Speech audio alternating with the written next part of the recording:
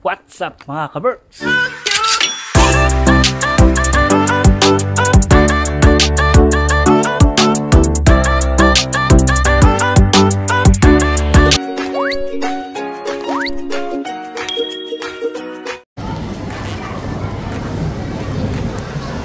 Dito ako sa camping mga ka-Berks.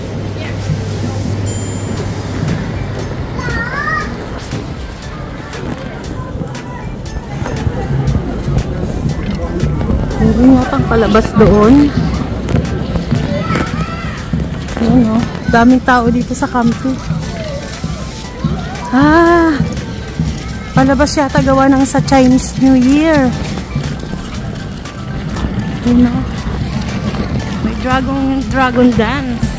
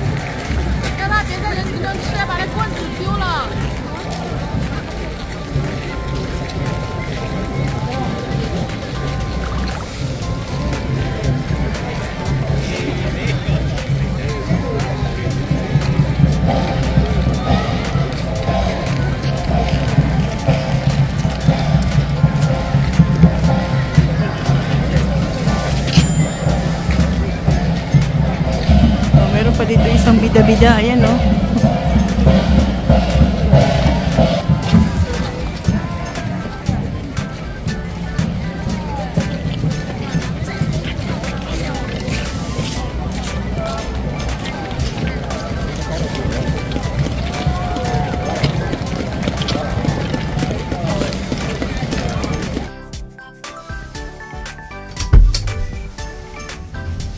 Ang lakas ng ulan mga ka-Berks. Tingnan nyo yung pinamili ko. Yung tinapay na binili ko. Nababad na sa ulan. So, dito na ako sa bahay. Alas 8 na ng gabi mga ka-Berks.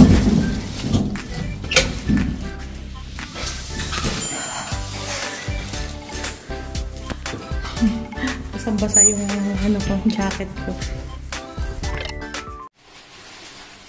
Dumaan ako sa Lidl bago ako umuwi mga ka-Berks. Hinabot ako ng ulan. Kanina maganda yung panahon, tapos biglang umulan. Yung tinapay ko nabasa. Hinili ako ng garlic bread at saka baguettes. Baguette. At saka ito yung parang pandesal sa atin. Pero ito ay wheat bread.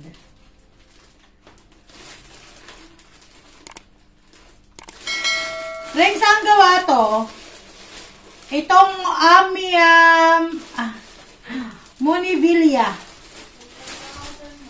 Ha? Ay, Mia Sampula. Joke lang, di ko alam basahin. Ayan. Hindi to Perona eh. Monivilla.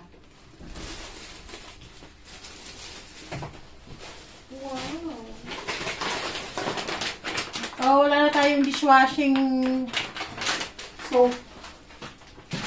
Ba't ganito? Walang Perona, wala yung ano ba tawag doon? Carrot bread at saka yung isa yung potato bread. saka gatas. At saka itong tuna. Nagagawa ko ng sandwich bread. Ano to? Saan gawa to? Wheat bread? Yung marunong na ano, magawa ng Pero meron siyang ano rin. Parang ano ba to? Parang wheat bread. Parang ganun. Nagugutom na ako pero hindi ako magra-rice mga ka-birds. So, ang gagawin ko ay ito. Ang kakainin ko ay ito. Ito muna aking pansawid gutom. Alam niyo yung gutom ko mga ka-birds? Parang hanggang dito na oh. Gawa ko ng sandwich. So, magagawa ito, tomato. Konti lang kasi ako lang naman ang kakain nito. Ano yung gusto mo ba tong sandwich? Itong ano, yung tuna. Sige.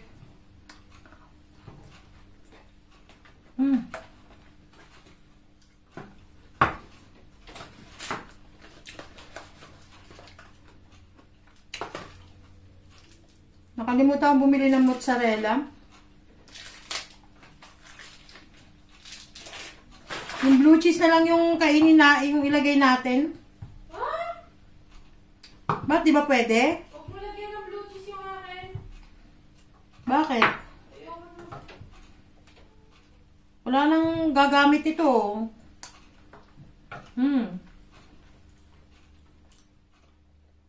Tagal pang bumalik si Binis. Alam niyo sino mahilig sa blue cheese mga ka-Berks? Si Binis. Alam niyo to, yung blue cheese? Yung parang may amag-amag. Amag talaga yan. Hindi talaga parang, kundi amag talaga. Pero masarap siya. Para sa akin masarap siya. So, ubusin na natin to kasi tira lang ni Binis to. Hinati niya. Mahilig si Binis sa ganito mga ka-Berks. Yung iba-ibang cheese. Kaya pag pumupunta sila dito, pag bumababa sila, bumibili ako lagi ng ganito. Tapos lalagay lang sa mga, ano, sa mga cracker. Lagyan ng cream cheese. Sarap. Pag inaabot ako ng gutom dun sa, ano, sa work ko, sa city. Ito yung binibili ko. Ang mahal nito sa city eh, 5.49.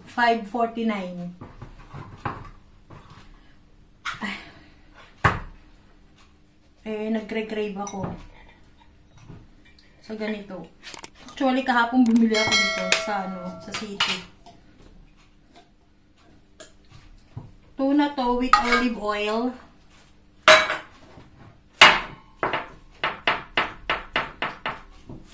Itong cheese naman na to, ito yung parang Eden cheese sa atin.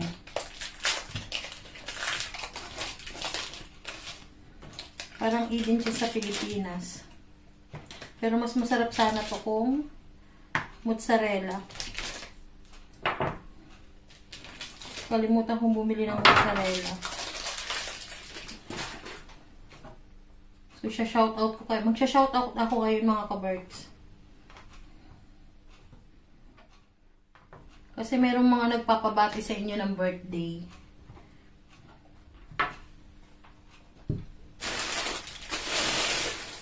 So, ito. Yan. Kasi sa amin, paborito din niya itong tinapay na to. Binili ko to, mainit-init pa, lumamig na. Sam! May ano dito, oh. Baguette. Baguette. Pahingi ako plato. Kala ko nasugot yung kamay ko. Muntik na. So, kakainit ko muna to sa microwave. Ikaw ba? Magaganito ka? Tuna. Oh, nasugat nga ako. Patingin. Dumulas kasi yung ano.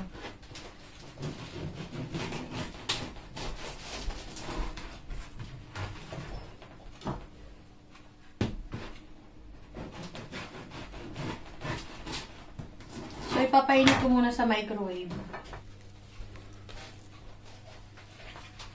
Yan, malambot na. Kuha ka pang isang plato. Pahingi akong plato.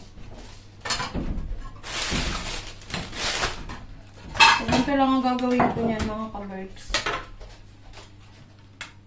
At saka spoon.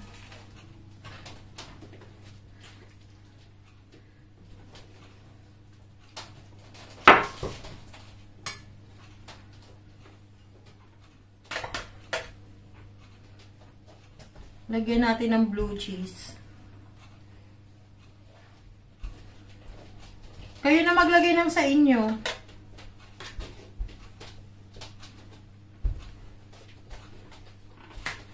Ayan. Pakitapon mo to sa... Then meron tayo ditong garlic mayo.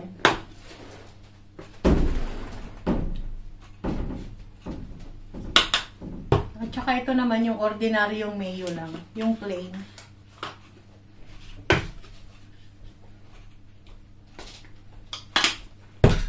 Saka ko siya lalagyan ng kamatis.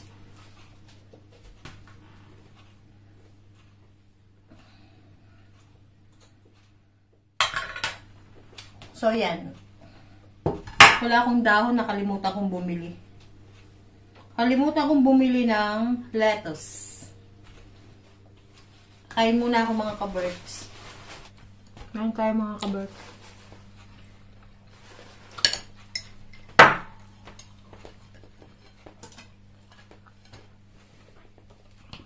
Ito na yung aking hapunan. Busin mo na yung blue cheese. Wala ko ng blue cheese. Konti na lang, oh. Ate na lang kumain nun.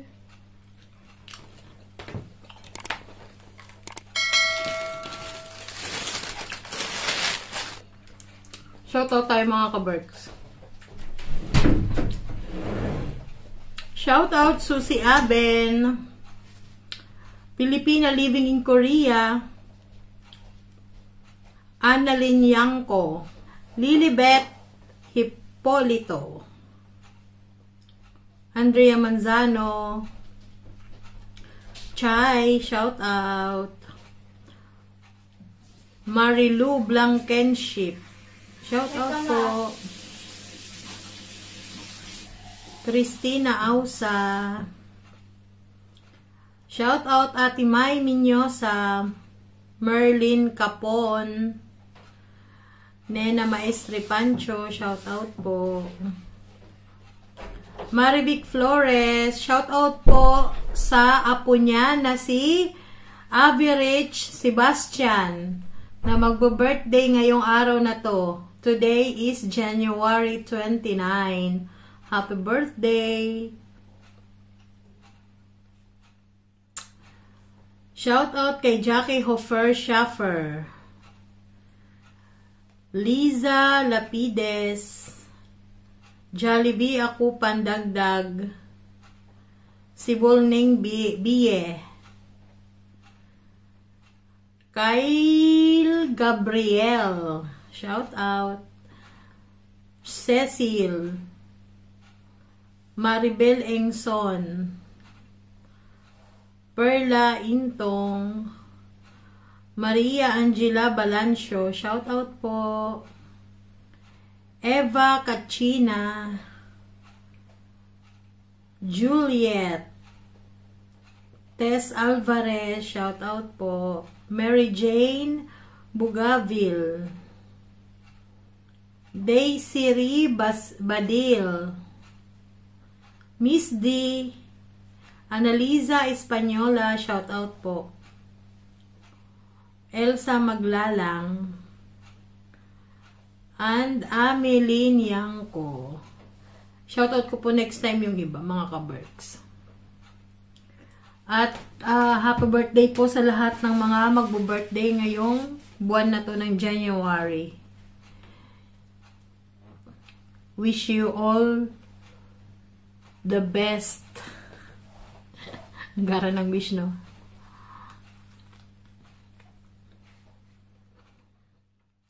Maulan na dito sa Finland, mga ka-berks. Natutunaw na yung mga yelo. Parang maaga ngayon yung ano, parang maaga ngayon yung spring.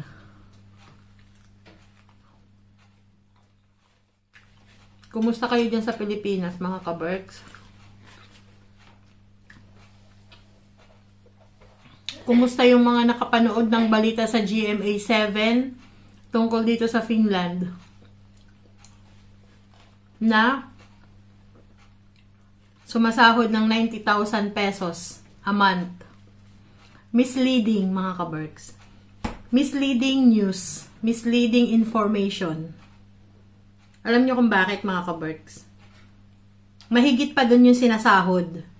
Pero, hindi nila sinabi dun, may tax ka. Alam nyo yung mga gastusin dito sa Finland. Magbabayad ka ng bahay, tubig, kuryente, pamasahe. Pamasahe yung bus ticket yun. Kung may sasakyan ka, syempre hulugan yung sasakyan mo. Bibili kang gasolina. Bakit may sasakyan? Kasi kailangan mo ng sasakyan para makapapasok ka sa trabaho. Like kay Kero, ang layo ng trabaho niya. As in malayo. Kung wala siyang sasakyan, hindi naman siya, anong tawag nito? Wala siyang company car na naka-issue sa kanya. So, ang gamit niya yung sasakyan niya. Pero, meron yung, merong gas allowance sa company namin. Hindi ko alam kung magkano yung binibigay sa kanya. 100 plus yata. Hindi ako sure. Pero kulang pa din yun. Kulang pa yun kasi everyday yun. Everyday siya pumapasok. MWF, ganun ang pasok niya. MWF Saturday. Yun ang schedule niya. Ang biyahe niya doon is 35 minutes papunta doon. So maraming dapat ikaltas lalo na sa tax. Ako yung tax, mas malaki ang tax ko kay Kero. Ang tax niya is 22 yata ang tax niya. Ako ang tax ko is 23. Nag-adjust kami ng tax kasi last year, ako, payable ako, mga ka-Berks. Nagbayad ako ng magkano ba yung hinano ko nun? Nasa 500 plus yata yung payable ko. Tapos, inayos na lang namin, ni-review, ganon. Si Karina, malaki ang binayaran sa tax nun, mga ka-Berks. Payable siya ng 1,000 plus. 1,200 yata yung binayaran ni Karina nun. Ayaw naming topic tungkol dun sa balita ng GMA. Kumbaga, hapyaw ko lang. Kasi maraming maraming nag-react doon. Misleading yung nila. Alam nyo ba, nag-comment ako doon sa GMA 7. Sabi ko, yung 90,000 na yung sinasabi nila, kulang pa yung pambayad ng bahay. Alam nyo kung bakit? Dito sa Helsinki, mahal ang bahay. Itong bahay namin, hindi kami nangungupahan dito, rent-to-own to. Niloan ni Kero sa bangko.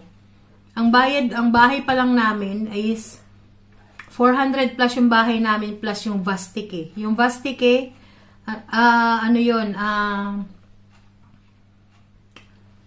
tawag nito? Maintenance. So, ang binabayaran namin dito, nasa kulang-kulang 1,400 plus. So, computein nyo yun, mga ka-Berks. Doon pa lang, plus yung kuryente namin. Kuryente namin dito is every quarterly ang kuryente namin dito. Maraming nag-react actually doon sa balita. Tapos hiring daw sila, maraming nag-hired. Sa totoo lang, maraming Pilipino ang walang trabaho dito. Nandito na sila.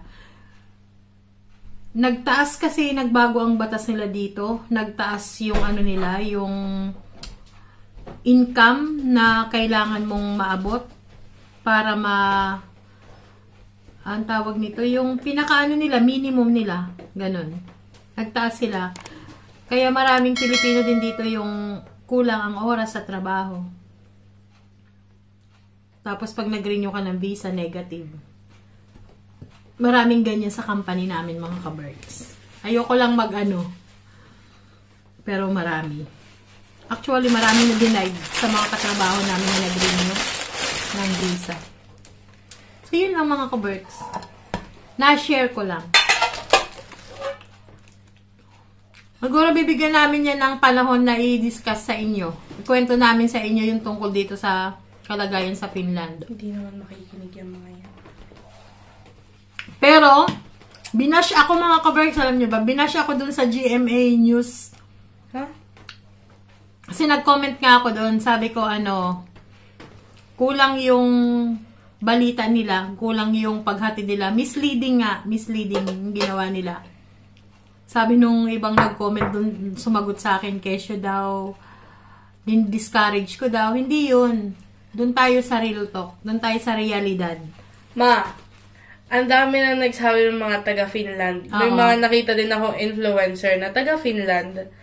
Hindi nakikinig yung mga tao. Oo, na nasa hindi sila, Pilipinas. Bahala kayo. Ayaw niyo makinig. Hindi nila kasi alam. Yung, alam mo yung, reality. Ganon.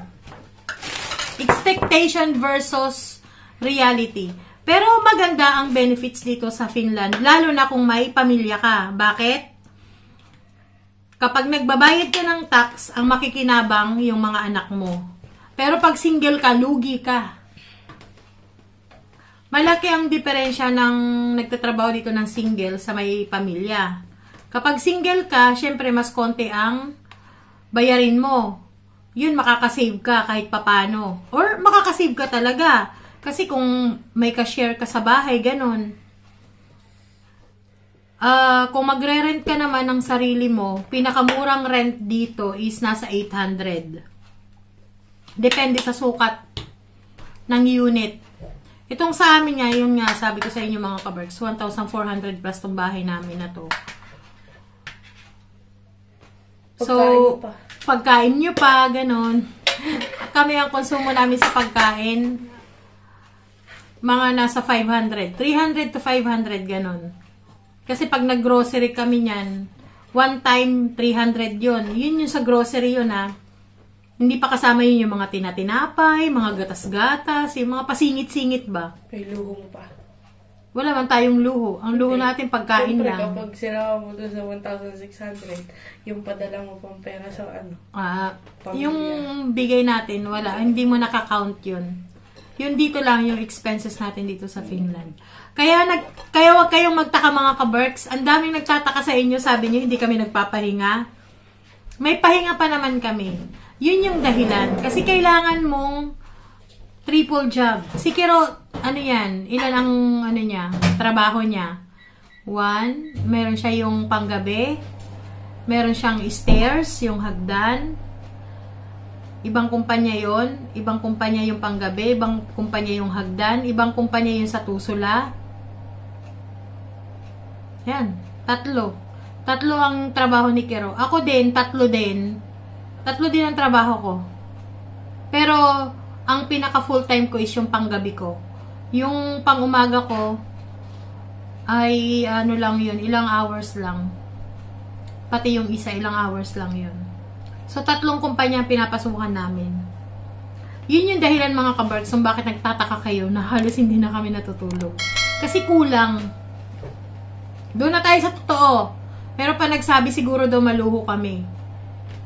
Wala kaming luho mga ka-Berks. Ang luho lang namin pagkain. Pero wala kami yung mga branded na damit. Wala kaming ganun. Doon pwede naman kaming mag-ganon. Pero hindi namin hindi namin linya yung bumili ng mga ganong branded. Meron din branded, pero hindi namin ginawang bisyo yun, ganun. Well, hindi na namin sakop yung ng iba, pero ganun kami. Wala kaming luho. Ang luho lang namin ang pagkain. Siyempre, kailangan mong busugin yung sarili mo sa maghapon ka nagtatrabaho hanggang gabi. Diba? Hindi pa nga kami nakakapag-travel yung mga ka-Berks. Wala pa kaming time. Wala pa kaming budget. Pero nasa list namin yun. Darating tayo dyan mga kaberks. Hindi pa sa ngayon. So yun, basta bibigyan namin kayo ng minsang isang araw. At bibigyan namin kayo ng na sagutin yung mga tanong-tanong nyo. Mag-comment kayo dyan para sa comment section mga kaberks. At sasagutin namin pa isa-isa. Dyan sa comment section magtanong kayo kung ano na pwede naming sagutin sa mga tanong nyo. Meron pa nag-comment doon sa GMA, OA daw ako, kesyo daw, ang laki daw ng tax ko. Yes, totoo, malaki. Kasi last year, ang tax ko is 16.5%. Payable ako mga kaberks, my God, ang sakit sa ulo. 600 plus yata yung ko nun, yung tax ko, yung yung babayaran ko. 800 yun ma? 800? O, 800 plus. 800 plus yung babayaran ko nun. Basta guys, kulang yun. Yung summer job ko nga eh. Sereng, malaki ang sahod niyan mga kaberks. Kulang ko yun. Pero kulang pa. Kasi nga, syempre, malaki yun kapag kinonvert mo sa peso. Syempre. Ang mahal kaya yung bus ticket. Ang bus ticket lang dito mga kaberks, depende. Ako ang bus card ko, pakita ko sa inyo mga kaberks. Ay, andun sa ko. 60. Sereng, estudyante is 45 ba? 43. Ako, 74 euro ang bus card ko. For 1 month, mga kaberks. Depende sa lugar, depende. Dito kasi, may may area ng kung hanggang saan naabot yung bus mo. A, B, C, D. May D pa Reng? Depende sa layo. Yung sa akin, along lang yan, Helsinki hanggang Pagbantay ba na ba? Iba. C na yun, hanggang Espoo, no? C. AB lang yung amin. AB. 70 plus. 70 plus. Monthly yun mga kaberks. Basta, malulula kayo mga kaberks. Malulula talaga kayo. Merong mga merong mga nagsasabi na iba sa comment namin, iba sa comment nila. Kasi depende din naman sa kalagayan nila, depende sa kalagayan namin. Pero sa amin mga kaberks, 2 kami ni Kiro, triple job. Still, patas. Pero kung i-convert mo sa pera yon, sa piso yon, malaki mga kaberks. Pero kasi syempre dito, euro ang ginagastos natin.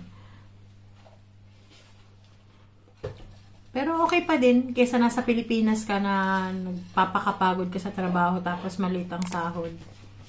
Dinanas namin yan. Ang tawag namin dyan mga kaberks, so nagtatrabaho kami ni Kiro sa factory, 6 to die. Kasi uuwi kami hanggat hindi natatapos yung shipment namin, hanggat di natatapos yung order ng shipment na yon, hindi ka uuwi. Inaabot kami doon ng 2 days, 3 days. Andun lang kami sa loob ng factory. Tatapusin namin yan. Walang ligo-ligo? Walang ligo-ligo. Hugas-hugas kipay lang. Okay. Toothbrush, ganon. Tapos libre pagkain, pandesal lang mga kaberks. Grabe. Makaka-relate dyan yung mga taga-Bataan dyan. Alam ko meron kaming viewers na taga-Mariveles dyan eh. Alam niya yung sistema ng trabaho sa factory, sa Ecozone sa Mariveles. Ganun kahirap ang trabaho sa Pilipinas. Tapos, maliit ang rate. So, yun lang mga kaberks, ang dami kong sinabi. Next time, itatopic natin yan. Sa ngayon, mag-comment muna kayo dyan sa ating comment section. Magtanong kayo dyan at tatry namin sagutin. Just yun lang mga kaberks. Hindi naka-record. Tingin? Hindi naka-record. Tingin?